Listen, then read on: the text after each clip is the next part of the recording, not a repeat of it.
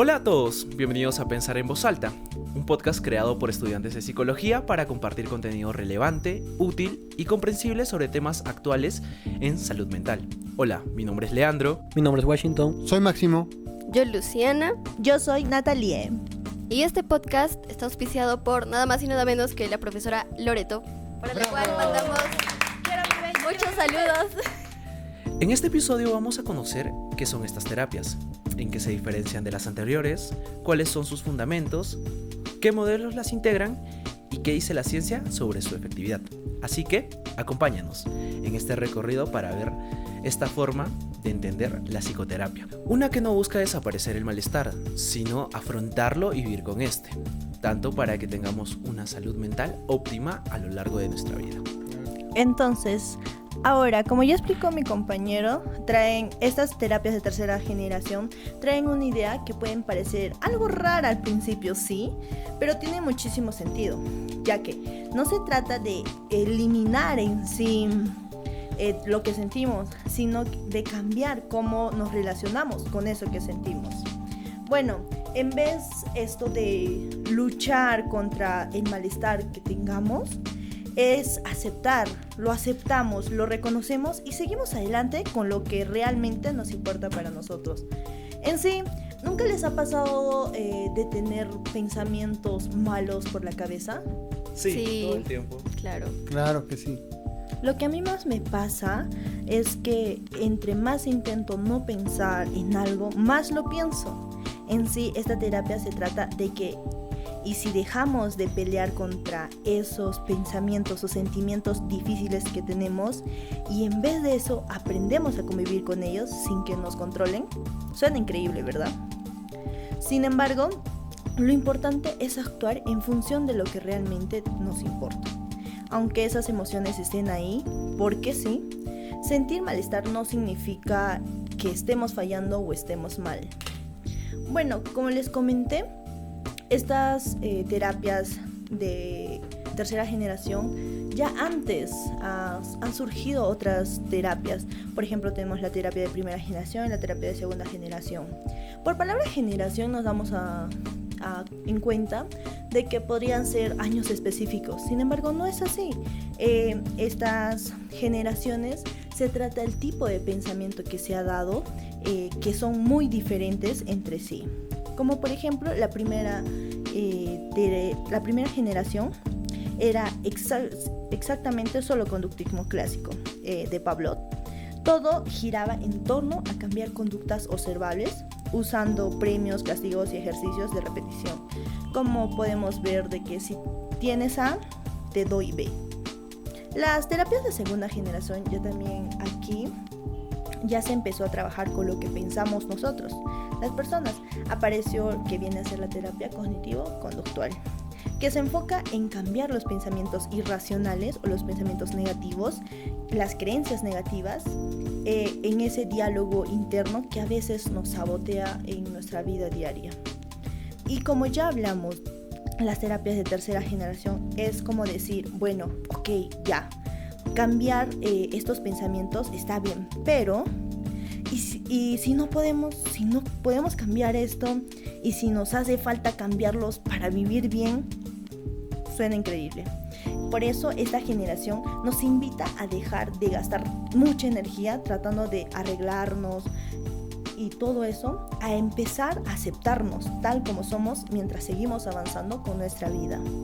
Por eso hablamos en esta terapia de tercera generación, hablamos como la aceptación, la atención plena, o más conocida como el mindfulness, la flexibilidad psicológica y actuar según los valores personales de cada persona. Son ideas simples pero muy profundas. En sí, estas terapias te dicen no esperar a que una persona esté al 100% o estar al 100% bien para comenzar a vivir la vida que quieres, sino empezar a vivirla ahora, con miedo y con todo. Claro, Natalie, las terapias de la tercera generación se sustentan en el contextualismo funcional. Y esto es una filosofía y epistemología trabajado por el psicólogo estadounidense Stephen Hayes, quien también se inspira precisamente en los planteamientos de la filosofía de la ciencia contextualista del pragmatismo estudiado por William James. Este enfoque parte de la idea de que el comportamiento humano debe entenderse en su contexto histórico, social y funcional, no simplemente como respuesta a estímulos o pensamientos individuales. Veamos como ejemplo cuando una persona, ya sea joven, adolescente o adulta, llora en un funeral. Esto es una conducta esperada y saludable, pero si esta persona llorase a escondidas todos los días por años, podría ser un indicador o un patrón de sufrimiento no resuelto. El análisis contextual nos ayuda a entender estos matices. Las terapias de tercera generación se basan también en la teoría del marco relacional, una teoría del lenguaje que explica cómo nuestro uso del lenguaje puede convertirse en una fuente de sufrimiento. Es decir, pensamientos como cuando uno dice no soy suficiente, nadie me quiere, nunca lo voy a hacer, voy a desaprobar un examen. Exacto, es como anticiparnos ante situaciones que literalmente pueden que no pasen o pueden que sí, pero nos ponemos pero tan mal y pensamos y sobrepensamos en lo mismo que nos consume mucho. Tiene razón, esto no solo nos afecta por su contenido, sino por cómo nos relacionamos con ellos. La terapia busca que podemos observar esos pensamientos sin quedarnos atrapados en ellos. Esto nos lleva a ver a la persona no como alguien, como un trastorno, sino como alguien que está actuando de la mejor forma que puede en un contexto difícil y que necesita aprender nuevas formas de relacionarse consigo mismo, con los demás y con su historia. Ahora sí, el momento que todos estábamos esperando. No, mentira. Vamos a conocer algunas de las terapias más conocidas e importantes dentro de esta ola llamada la tercera generación, que es de lo que hemos estado hablando hasta ahorita. Bueno, primero voy a empezar diciendo que estas no son terapias aburridas ni difíciles de entender, sino que al contrario son muy bonitas, son muy interesantes, para que las busquen después como con mayor profundidad en sus casitas. Ok, una de las más conocidas se llama la terapia de aceptación y compromiso, o simplemente ACT. Cuando escuché sobre este término la primera vez fue el año pasado en una clase y me llamó mucho la atención, y lo que más me gusta de esa terapia es, bueno, todo. Su idea principal es que no se necesita dejar de sentirte mal para empezar a hacer algo que realmente importa en tu vida. Se me viene a la mente, como por ejemplo cuando llueve, vamos a imaginar que la nube negra son nuestros pensamientos negativos. Entonces, lo que buscaba, en las anteriores terapias era desaparecer esta nube negra. Sin embargo, lo que buscan ahora estas terapias es que aprendamos a bailar bajo la lluvia. Exacto. En vez de luchar contra pensamientos como soy lo peor o no puedo, lo que se busca es dejar de pelear contra estos pensamientos y enfocarte en lo que realmente quieres lograr. Entonces, por ejemplo, si yo le tengo miedo al público y mi sueño es ser profesora, digamos, pues la gente o las personas me van a decir que no, que es imposible. Y ACT me va a decir que sí, que con mis miedos y con todo lo que pase por mi mente, sí voy a poder ser profesora. ACT trabaja con 6 procesos claves. No son cosas para memorizar ni nada por el estilo, sino como aprender a aceptar lo que sentimos, conectar con el presente, separarnos un poquito de lo que pensamos y también identificar lo que nos importa y tomar decisiones que estén alineadas con eso. Se usan técnicas como, por ejemplo, una que es muy conocida, que es la del mindfulness. Otra terapia que tenemos es la dialéctica conductual, o DBT, creada por Marshall Linehan. Esta originalmente se creó para personas con emociones súper intensas como el trastorno límite de la personalidad, pero hoy se usa mucho en adolescentes que tienen muchas emociones al mismo tiempo y que luchan con, por ejemplo, la impulsividad, el vacío emocional, el dolor psicológico fuerte, entre otros. Y lo que hace este tipo de terapia es enseñarte a regular tus emociones, a tolerar el malestar emocional sin explotar. Entonces suena difícil porque se trata de aprender a controlar tus emociones. Algo que no muchos sabemos. Exacto, pero se entrena como una habilidad, lo que hace que esta terapia sí funcione. Bueno, también podríamos tomar en consideración recientes investigaciones internacionalmente en México, cuando dicen que también esta terapia ha sido probada en personas, adolescentes, con que han sufrido de autolesiones, ideaciones suicidas, hasta comportamientos suicidas, que tal vez no se han ejecutado, pero ha servido esta terapia para poder controlarlos y así disminuirlos. Exacto. Ahora tenemos a la psicoterapia analítica funcional o FAP, y creo que aquí todos los presentes ya estamos más familiarizados con este tipo de terapia porque la hemos visto durante 4 semanas. No creo, somos ya expertos gracias a la docente Loreto, ¿sí o no, chicos? Súper bien. Yo no asistí a clase. Quizás si no conocen sobre esta terapia o si recién están escuchando el nombre, les suene un poquito más serio, pero es lo contrario. Este tipo de terapia es súper íntima. Aquí el cambio ocurre dentro de la relación con el terapeuta, es decir, dentro de sesión. Y lo que pasa entre ambos se analiza, se observa y se transforma. Por ejemplo, si alguien siempre evita mostrar afecto y en la terapia logra decir me importas por primera vez, esto ya se considera un cambio y se busca que salga a su vida diaria, que aplique esto en terapia fuera de terapia. Y por último, la activación conductual. Esta terapia es súper práctica, sobre todo en casos de depresión. Muchas veces cuando estamos tristes o sin ganas dejamos de hacer las cosas que nos gustan. No sé si les ha pasado.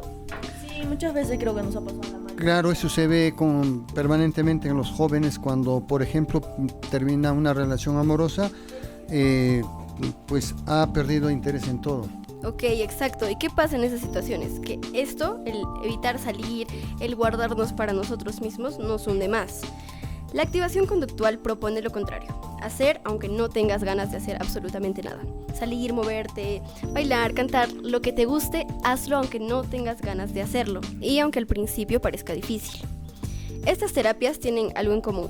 No te piden que estés bien para empezar a vivir. Te invitan a empezar a vivir para que eventualmente puedas estar mejor.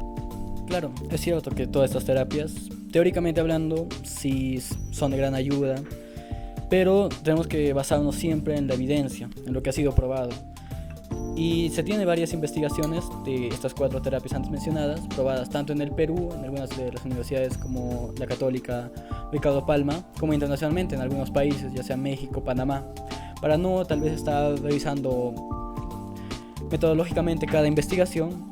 Lo diré de una manera más global, de en qué ha ayudado cada una. Por ejemplo, la activación conductual, probada siempre, como lo dijo también mi compañera, en personas con depresión más que todo, o hasta también que han sufrido violencia conyugal, sirve más que todo, ¿cómo decirlo? La activación, que puedan atreverse a hacer las cosas, no rendirse, a atreverse a tener conductas nuevas, nuevas conductas que antes no pensaban, ni siquiera pasaban por su cabeza. De esto va a servir la terapia, que si bien al principio va a ser pesado, se necesita una gran voluntad.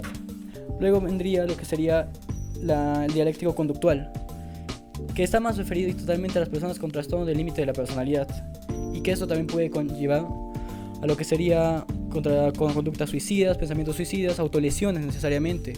Y hay que saber la diferencia entre ambos, autolesiones y conductas suicidas, que uno llega a tener ya la perspectiva de haber muerto o de estar muerto, y una simplemente esa satisfacción de sentir dolor para hacer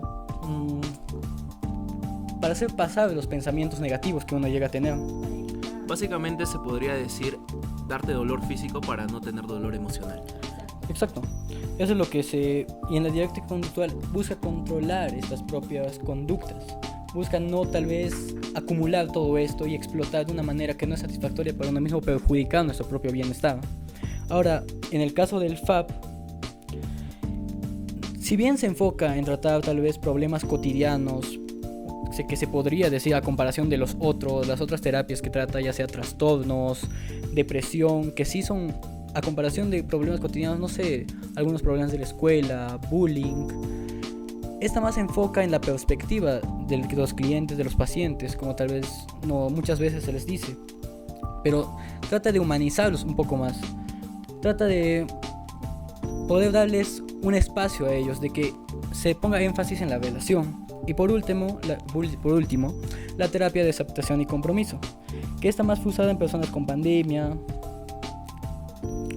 que no sabían qué hacer tal vez y tenían que buscar algo para salir adelante. En énfasis, todas esas terapias de tercera generación buscan una perspectiva más humanitaria, poner una perspectiva donde el cliente tenga esta perspectiva de que puede lograrlo sin tanto la necesidad del terapeuta, que él solo sea un medio. Como estudiantes de psicología creemos que estas terapias representan una transformación profunda en nuestra forma de ver la salud mental. Son terapias que buscan arreglar, entre comillas, a las personas, sino acompañarlas a construir una vida con propósito y una salud eficiente a la sociedad. Gracias por escucharnos. Esperamos que este episodio les haya servido para conocer más sobre las terapias de tercera generación. Hasta la próxima.